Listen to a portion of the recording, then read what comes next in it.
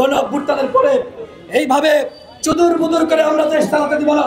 গতকাল আপনারা জানেন বরিশালে গণ অধিকার পরিষদের নেতাকর্মীদের উপরে জাতীয় পার্টি এবং আওয়ামী লীগ কিভাবে সম্মিলিতভাবে হামলা চালিয়েছে। যেখানে যেখানে জাতীয় পার্টি মিছিল করছে এদের মধ্যে আওয়ামী লীগ ঢুকে পড়ছে। জিএম কাদের এর আগে বলেছে আওয়ামী লীগ নিষিদ্ধ করা যাবে না। জিএম কাদের বলেছে আগামী নির্বাচনে আওয়ামী লীগ অংশ নিতে পারবে। তার মানে কি? তার মানে এই জিএম কাদের শুধুমাত্র তার জাতীয় পার্টি নিয়ে মিছিল করছে না, এই কুলাঙ্গার শেখ হাসিনার দোসর এই জাতীয় পার্টির চেয়ারম্যান জিএম কাদের আওয়ামী লীগকে নিয়ে মিছিল মিটিং করছে। আমাদের স্পষ্ট কথা, জাতীয় পার্টি আওয়ামী লীগের মতন করে নিষিদ্ধ করতে হবে। জাতীয় পার্টি বাংলাদেশে কোনো রাজনীতি করতে পারবে না।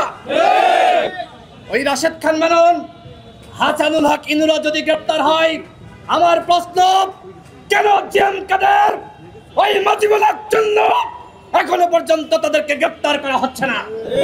কোন উপদেষ্টারা তাদেরকে সহযোগিতা করছে? কারা জাতীয় পার্টির রাজনীতি এখনো পর্যন্ত জিইয়ে রেখেছে? আমরা সেটি জানতে চাই।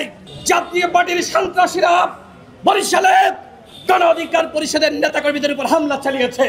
ভিডিওতে আপনারা দেখেছেন ছাত্রলীগ যুবলীগ যেভাবে তাণ্ডব চালায়, যেভাবে রক্তাক্ত করে, যেভাবে হত্যার চেষ্টা করত, ঠিক একইভাবে ওই জাতীয় পার্টির কুলাঙ্গারের নেতাকর্মীরা আমাদের নেতাকর্মীদের উপর হামলা চালিয়েছে, হত্যার চেষ্টা করেছে।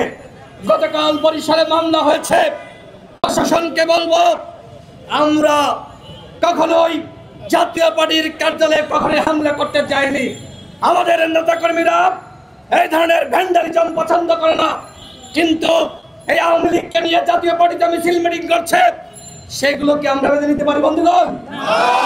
কথা স্পষ্ট, আগামী 24 ঘন্টার মধ্যে যদি বরিশালে গণ অধিকার পরিষদের নেতাকর্মীদের উপর যে হামলা করা হয়েছে সেই হামলাকারীদেরকে চিহ্নিত করে গ্রেফতার না করা হয়, তাহলে এর পরবর্তীতে যদি গণ অধিকার পরিষদ এবং তার অঙ্গ সংগঠনের নেতাকর্মীরা আইন নিজের হাতে তুলে নেয়, তাহলে আমাদের করার কিছু থাকবে না।